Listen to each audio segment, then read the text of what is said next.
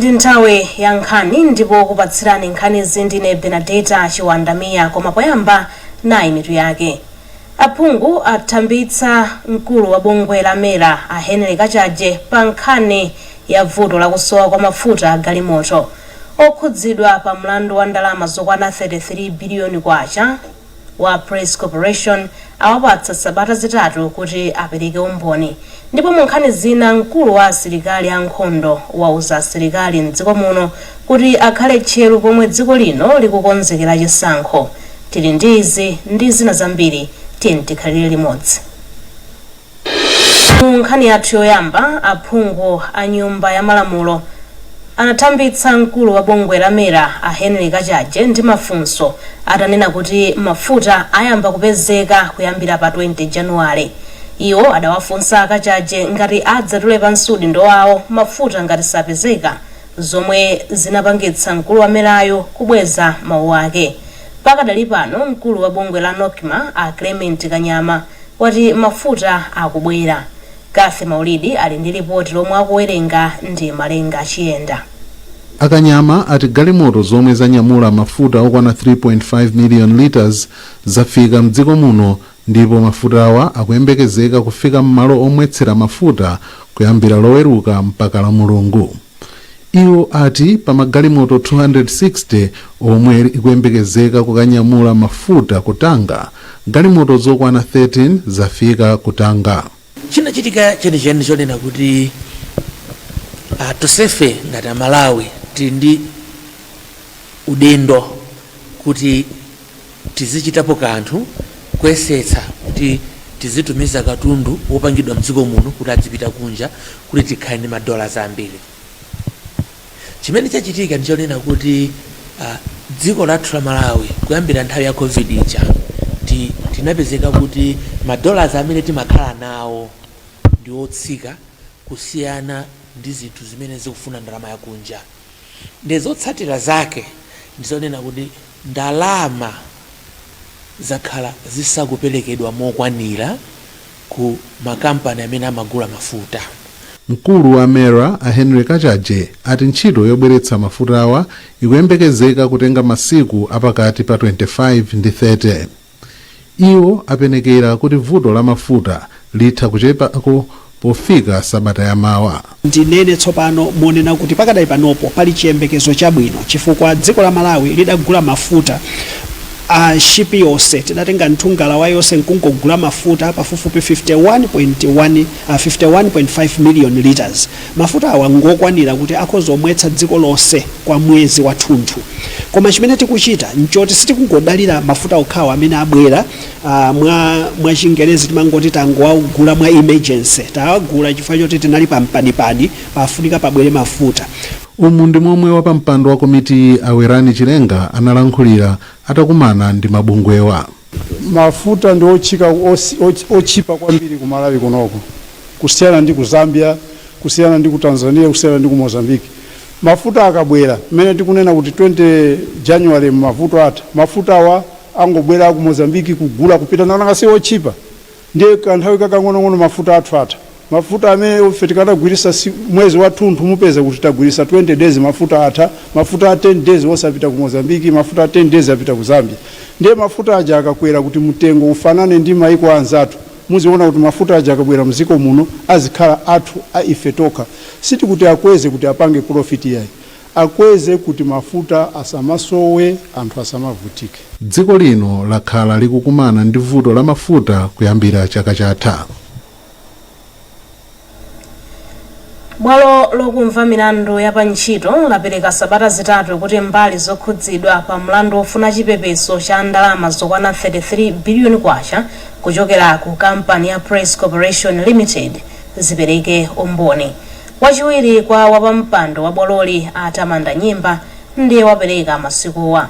Akuluakulu akale atatu a kampani a George Patrick, a Bernard Ndau komanso a Elizabeth Mafeni akufuna kampani iwapatse ndalamaze atikamba kwa wachotsa ntchito mosatsata malamulo mchaka cha 2021. Kampani inapereka kale ndalama zokwana 179 miliyoni kwacha kwa Andau, 400 81 miliyoni kwacha kwa amafeni komanso 452 miliyoni kwacha kwa apatridge kutsatira kuchotsedwa kwawo pa ntchito. A John Sus Banda ndi loya wodandaula ndipo akufotokoza. Omwe maliza chonchimu ife ya kota atipatsa 21 days tonse ine ndi anzanga amene press corporation kuti tipereke pa chizungu submissions. Ma submissions zimene timangopanga umboni umene wopereka kunoku timapanga analyze komanso malamulo ndikuyuza court ife mwedi kuonera ife rona ngati mwina aperekedwe apatsidwe chipepeso cha makuti. Anzanga asambali nayonso ndi momwenso aonera umboni ndi momwe malamulo nawonso akwadziwiranso nawonso apereka umboni wawo aperekanso analysis yawo pa chizungu kuti court ino ipange chigamulo kuti kodi itsata ziti. So kuti court itsata za ife kapena za PCL court ionanso nayo imadziwira malamulo kuti ife tikuona ngati kuti chipepeso cha anthu awa chikhale mwakuti. Ndipo yemwe akuyimira kampani ya Press Corporation pa mlanduwo a Patrick Mpaka wati mbali yawo yaperekera umboni wokwanira wosonyeza kuti akuluakuluwa analandira kale ndalama zokwanira pa ntchito yawo. Timapitiriza kumva umboni pa nkhani imene George Partridge Mai Mafeni komanso Penal Ndau anadandaula kuno ku koti kuti anachosedwa ntchito mosasata ndondomeko. Ndiye mu Oktoba kumuja munatuluka chigamulo kuti pamene funso limenelo linayankhidwa mwakomera ndiye funso limene likuyankhidwa lero pa zimene zimachitika kuyambira last week chandi lero ncho tino akoti aone kuti kodi pali chipepeso china chilichonse chimene akuyenera kulandira. Ngati pali chipepeso chikhale cha ndalama zokwana zingati. Tikadali ku mabwalo a milandu chifukwa mbali ya boma pa mlandu okhudza malonda amafuta a galimoto ku bungwe la Nokma yati yatsala ndi mboni imodzi. Uwu ndi mlandu omwe ukukhudza mtsogoleri wa chipani cha Aford a Enoch Chihana, nduna yakale ya zamphamvu a Newton Kambala komanso yemwe anali mlangizi wa mtsogoleri wa dziko lino a Chris Chaima Banda. Lachisanu mboni ya boma yachitatu yemwenso anali mlembi mu ndunawo a Patrick Matanda yatsiriza kuperekera umboni wake. Akhumbo Soko ndi mmodzi mwa maloya oganiziridwa ndipo akuyankhula ndi Rebecca Chimcheka Matemba. Nduna ili ndi ntchito zimene imene kuti igwire malamulo amanena kuti nduna ikuyenera kupanga zakuti. So mukawerenga malamulo a dziko lino amanena ndi tumwa chuchu ntchito imene akuyenera kugwira anduna. Nde timafati ngoonetsa kuti zimene amachita Kambala sikuti unali kuphwanya malamulo sikuti kapena afuna chita za chinyengo amagwira ntchito yawo. Amayenera kuti ayang'anire onse amene ali pansi pawo kuphatikizapo akunokuma. Chifukwa mafuta akasowa mdziko anthu samatukwana anthu akunokuma amatukwana president ndi nduna. So iwowo anali ndi udindo onetsetsa kuti zonse zamafuta zilongosoke zotunena ife. Koma mmodzi mwa oyimira boma pa mlandu a Imran Saidi wati Akambala anadutsa malire awo ndipo analowerera ntchito yomwe si yawo. Mafunso muja mudati mumvetsere bwinobwino amafunsa onena kuti kodi anduna ali ndi ntchito yoyang'anira ntchito zonse zimene ministry yawo ili nayo. Iwo amavomera kuti zonadi ali ndi ntchito zosiyanasiyana ngati kuyang'ana kuti kodi zonse zikuyenda bwino, koma anatsindika pa mfundo imene yonena kuti zonse zakuyenera apange pansi pa lamulo and amene amapanga nitty-gritties pa ground amakhala ma departments ndi ma center ma MDAs kapena ma parastate ngati imene Nokma. So Nokma yo ili ndi ntchito yake imene imayendera ndipo anduna amboni aja anatsindika onena kuti mu zonse zimene a minister akanafuna kuti zichitike koma zonse zimene kuti zichitike pansi pa lamulo. Boma la Britain lati ndilokhutira ndi njira zomwe boma la Malawi likuchita polimbana ndi zotsatira za mavuto omwe anadza kamba ka kusintha kwa nyengo. Wachiwiri kwa kazembe komanso mkulu wa chitukuko ku ofesi ya ukazembe wa Britain kuno ku Malawi a Olympia Wereko Brobe ati dziko lino lagwira ntchito yotamandika pokonzanso zomwe namondwe wa Friday anaononga mchaka cha 2023. Mtolankhani wathu Innocent Kalikokha walemba ripoti ili lomwe akuwerenga ndi Sam Banda Jr. Awereko Brobe anatsindika kuti dziko la Britain ndilozipereka pothandiza kulimbana ndi mavuto osiyanasiyana omwe akuta dziko lino kamba kakusintha kwa nyengo monga njala. Malinga ndi Awereko Brobe, boma la Britain lithandizanso kutukula chuma cha dziko lino maka polimbikitsa kuti boma la Malawi lizitumiza mbewu zake ku mayiko akunja zomwe zithandizire kuti dziko lino lizakwaniritse masomphenya ake a 2063. Mchaka cha 2023 USAID kudzera ku bungwe la Give Directly linathandiza mabanja omwe anasamukira ku derali ndi ndalama zapakati pa 300,000 kwacha ndi 1.2 million kwacha pa banja lililonse kuti limangire nyumba. Mkulu wa bungwe la USAID Pamela Fessenden anayamikira anthuwo popanga chiganizo chosamuka ku malo angozi. Mawu ake Mfumu Karonga anathokoza boma komanso mabungwe osiyanasiyana kamba kathandizo lomwe akhala akulandira. Iwo apempha boma komanso mabungwe osiyanasiyana kuti awathandizeko ndi madzi abwino komanso sikimu ya ulimi wamthirira kuti athane ndi vuto la njala lomwe lakhala likuwasautsa. Urari wapezeka chimene ndikupempha ine ndionena kuti kutakhala kuti kwapezeka mwayi olima masikimu fanena kuti takhala kuti tikulima skimu mudzi wa skimu mvula yake umachita kungolamulira tilibe kunena kuti lero kulidziwa umachita kulamula lero ndibweretse madzi lero madzi sindikuwafuna nde kuti moyo utha kuyenda wabwino facha kuti zaka zitha kupitirira mvula osanani kodi kapena madzi kuja osaphwa minda yathu nde kuti takhala choncho nde kuti zaka zambirimbiri ife tikhala tikuwabe dziko la Malawi njala tinasamuka zimene sizingakhale zoona facha kuti ngati anthu amalima akwene adzilimabe basi. Mmodzi mwa omwe apindula ndi thandizoli a Christopher Bingala anathokoza kamba ka nyumba yabwino yomwe anamanga ndipo anagwirizana ndi Mfumu Karonga kupempha thandizo la zipangizo za ulimi kuti athane ndi njala ponena kuti amadalira kuotcha makala kuti apeze zosowa pa miyoyo yawo.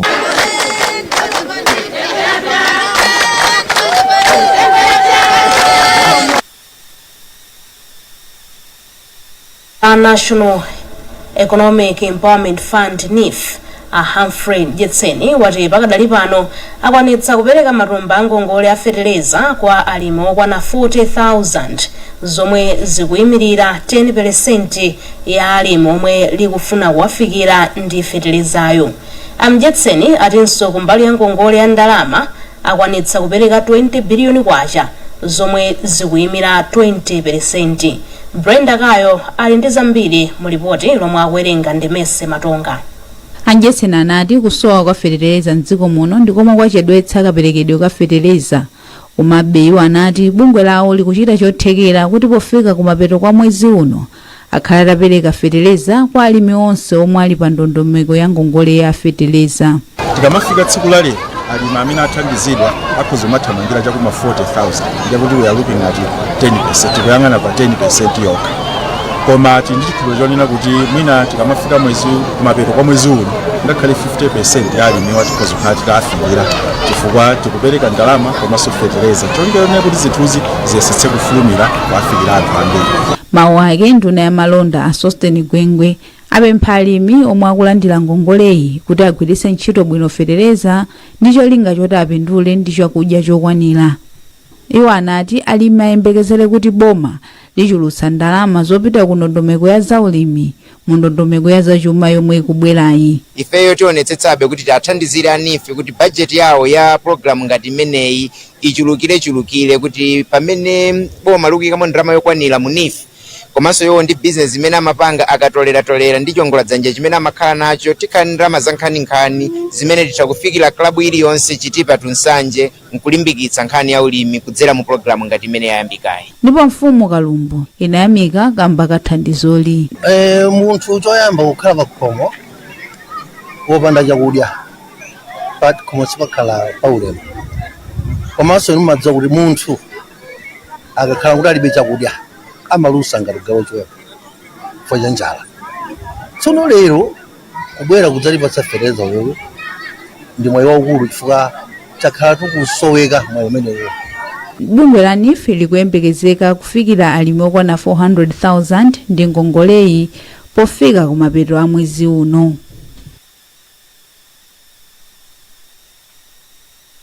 mwatsatanetsatane pano pakadema wa Times tibwerenso mukatha kuonera izi. Welcome to Premier Beta. You have tried the racer, now play the baster. Win big with Navigator. Watch your payout soar higher and higher. That cash out before your winnings fly away. Join the fun now at Premier Beta. Beta with the best. Everyone knows foods with protein are good for us. A wonderful meal for the family. A little bit of onions, a little tomato. Mix it up and it's ready to eat. Top soy, we help your life. All you need is top soy. With the top taste, brighten your day with top soy, top soy, top soy. Top Soy Soya Pieces is a world-class Malawian top relish made with top quality, top taste and top value, and is perfect when served with rice, sima, spaghetti and so much more. Buy yours today in all wholesalers and retail shops across the country. Top soy, truly a top relish.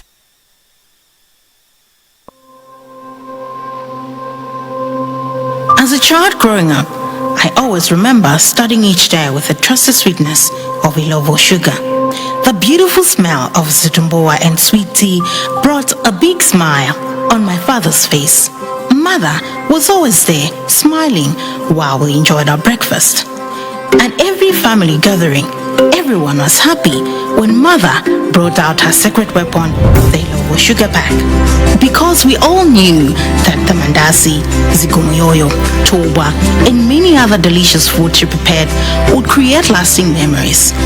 Now that I'm grown, these stories I don't only tell my family and friends, but I let them experience it for themselves every time they have a taste of food prepared with Ilovo sugar. Ilovo sugar, the trusted brand from generation to generation. Ilovo sugar, teke mpamvu. zathu ndipo unduna wa zokopa alendo wati milandu yokhudza kuzembetsa mnyanga ya njovu yatsika ndi 47.8%, pomwe milandu yokhudza kuzembetsa ngaka yatsika ndi 38.8% mchaka cha 2024. chaka chatha undunawo wati milandu yokhudza kuzembetsa ngaka inalipo 17 ndipo anthu 12 anamangidwa, pomwe mchaka cha 2023 milandu yokhudza ngaka inalipo 18 ndipo anthu 31 anamangidwa. Zambiri mulipoti ili la Patience Lunda. Malinga ndi undunawo milandu yokhudza nyanga za njovu inalipo 10 ndipo anthu 17 anamangidwa mchaka cha 2024, ndipo mchaka cha 2023 milandu iyi inalipo 14 ndipo anthu omangidwa analipo 21. Mawu ake ofalitsa nkhani ku unduna wa zokopa alendo a Joseph Nkosi anati kutsika kwa chiwerengerochi nchifukwa choti amazindikiritsa anthu zakuipa kwa mchitidwewu, komanso iwo amakhazikitsa malamulo oteteza za chilengedwe. Ponjezerapo undunawo wati ngaka 11 zinapezeka, komanso nyanga za njovu zolemera 92.6 kg nazo zinapezeka. Poyankhulapo pa izi oona zofalitsa nkhani komanso maphunziro achilengedwe ku bungwe la Wildlife and Environmental Society of Malawi WEZIM Oswald Monongwe anati undunawo ukufunika kupitiriza kugwiritsa ntchito ndondomeko zomwe zinathandiza kuti milanduyi ichepe kupita mtsogolomu. Abonongwe anonjezera kuti milandu yokhudza chilengedwe imasokoneza ntchito zokopa alendo zomwe zimathandiza dziko lino kupeza chuma. Milandu yangati imeneyi ikamapita patsogolo ngati dziko limakhudzidwa kwambiri munjira yonena kuti mwachitsanzo pamene anthu akupha nyama zakuthengo zimene zimatanthauza kunena kuti ndikuti alendo amene amabwera kunongo anthu kutabwera zaone nyama zimene sabweranso chifukwa choti nyama zikhala zoti kulibe. Kafukufuku okhudza milandu ya chilengedwe yochoka mchaka cha 2017 kufika mchaka cha 2023 wa dziko lino unaonetsa kuti anthu opitirira 600 anamangidwa, 500 anagamulidwa ndipo matani awiri anyanga za njovu analandidwa. Kafukufukuyu anaonesanso kuti milandu yochepa inali ya mchaka cha 2023. Mkulu wa asilikali ya nkhondo General Paul Valentino Phiri wauza asilikali mdziko muno kuti akhale tcheru ndi anthu omwe angamachite zaupandu ndi kubweretsa chisokonezo pomwe dziko la Malawi likupita ku chisankho mwezi wa Septemba. Aphiri atinso asilikali akuyenera kupewa kugwiritsidwa ntchito ndi andale koma akutumikira Malawi kwinako akutsatira malamulo. Kuchokera ku Mzuzu, Sam Kalimira ali ndi nkhani yonse. Aphiri amayankhula izi pa mpikisano wa chaka chino wa asilikali wothamanga umene unachitikira ku Mzuzu omwe unabweretsa pamodzi akuluakulu ku mabalaks onse komanso asilikali wamba omwe amakonda masewero mdziko muno. Mkulu wa asilikali ya nkhondoyo wachenjeza kunena kuti iwowa mogwirizana ndi apolisi sadzalekerera Amalawi omwe sakonda dziko lawo omwe azibweretsa mkwiyo pakati pa anthu komanso mantha pomwe Amalawi akuyembekezera kuvota pa tsiku lovota komanso akadzavota. Mpofunikira kuti asilikali athu amvetsetse kuti agent wa chitetezo ndiwo ndiye ngati alibe uthenga umenewo mwina pakhoza kukhala ovuta magwiridwe awo antchito. Ifenso tiyesetsa kuti tizikhala ndi maphunziro, tili nawo maphunziro koma kuwakumbutsa ngati ma refresher kapena ma in-house training.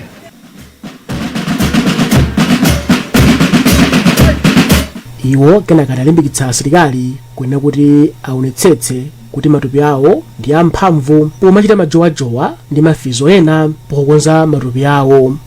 Iwo anachenjeza kunena kuti asilikali omwe matupi awo sakukwanira kukhala msilikali kunena kuti akhale ndi chidwi chokonza matupiwa. Sindofuna asilikali mimba mpaka nogunda pasi sizitithandiza.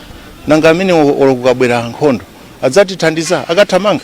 Yemwe amayankhulapo pa nkhani zosiyanasiyana Amozi Mkandapire anayamika asilikali MDF kamba kopereka chilimbikitso kwa Malawi pa nkhani zachitetezo koma anena kuti uthengawo upitenso kwa iwo kunena kuti atumikira Malawi. Anthu ena mdziko muno akhala akumachita zipolowe zokhudza ndale kuyambira chaka chatha ndipo izi malingana ndi anthu ena akuti zili ndi kuthekera kosokoneza chisankho chikubwerachi. Bungwe la Teeth Savers International Malawi lathandiza mawanja 266 amudzi mwa Kamundi ku Kasungu omwe anakhudzidwa ndi ngozi ya dzidzidzi yomwe inadza kamba ka mvula. Mawanjawa alandira matumba a ufa okwana makilogalamu 20 banja lililonse omwe ndi ndalama zokwana 9.9 miliyoni kwacha. Brenda Kayo ali ndi zambiri mulipoteri. Polankhula pomwe amapereka thandizo, mkulu wa bungwe la Teeth Savers International Malawi Alfred Sambani anati mphepo ya mkuntho ya Cyclone Chido yomwe inadza mdziko muno yaononga madera ambiri ndipo zotsatira zake zikuonekabe mpaka pano. Vuto ndi ripoti mina chilungamo kunaoneka anthu oposa 500 ndamene akutoda vuto limene likubera lino. Ndiye ifeyo tangofikira kutheka la amene tafikira tipempha anthu amene akhoza kukhala ndi kuthekera wakonzera manyumba kumene kandi chakudya monga tinapangira kulizosowa zina mnaziwiya za nyumba amene angakwanitse tikuwapempha tikuwamema kuti abwere otatsaso njira imene tinatsata ifeyo kudzera ku mafumu the direct beneficiaries zikhoza kukhala kwambiri. Agrupu Akamundi anati thandizoli ndi thandizo lalikulu lomwe lipereke chithandizo chofunikira kwa mabanja omwe anataya chuma chawo komanso nyumba zawo kudera lawo.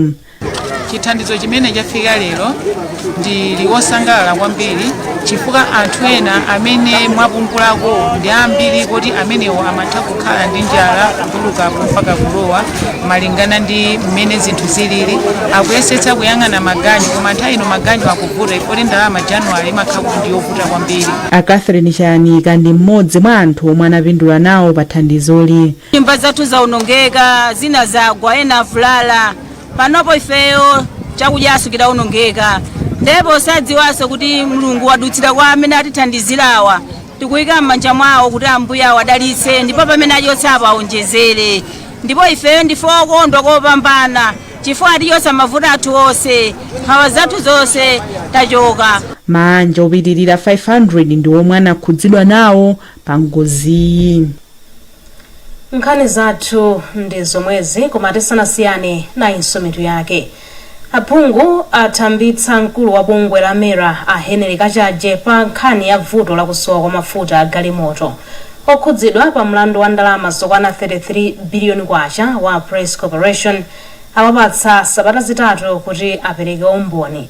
Mu nkhani zina, mkulu wa asilikali ankhondo wauza asilikali mdziko muno kuti akhale tcheru pomwe dziko lino likukonzekera chisankho. Munali ndi ine Benedetta Chiwandamiya, mawa abwino.